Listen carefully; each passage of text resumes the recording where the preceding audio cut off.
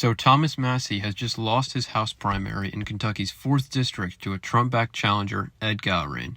Massie was known for being a Republican in the House that was willing to stand up to Trump on certain issues, most notably the Epstein files and the Iran war. This tells us a couple things about the national political environment right now for the Republicans. Number one, Trump still maintains a tight grip over the whole party nationwide. His endorsement is still able to carry them all the way to the finish line. Good old Ed didn't even make a single public appearance on the campaign trail, but he still won.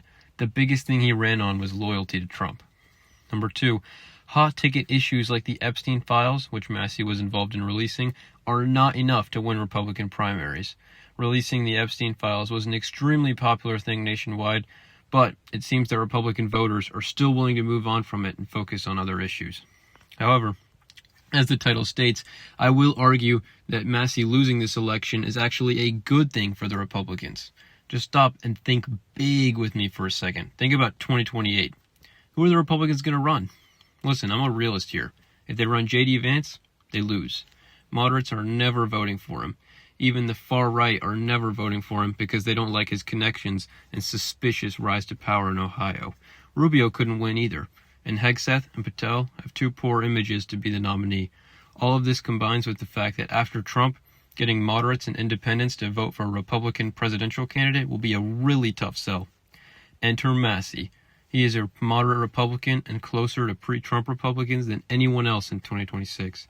He's liked by moderates, the far right, specifically because of the Epstein files and his anti-Israel stance. But he himself isn't too far right to drive independents away. This guy is the best answer to the question, what do Republicans do after Trump? And now we finally have the answer. Now that he isn't going to be an incumbent politician, he has a bunch of time to run for office and convince anyone that he should be the Republican candidate. Now you might ask yourself, Trump would never endorse Massie, right?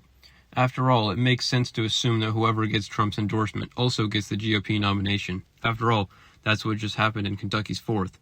But you've got to remember, part of the point of primaries is voters choosing a candidate that they think can win the general election. And based on current data, there's no way a Trump-endorsed candidate could do that, at least in the national environment. Will the Republicans fail to take advantage of this opportunity? Probably. But Massie hasn't ruled out running yet, and if he does, it could shake up everything. Thanks for listening, and stay tuned.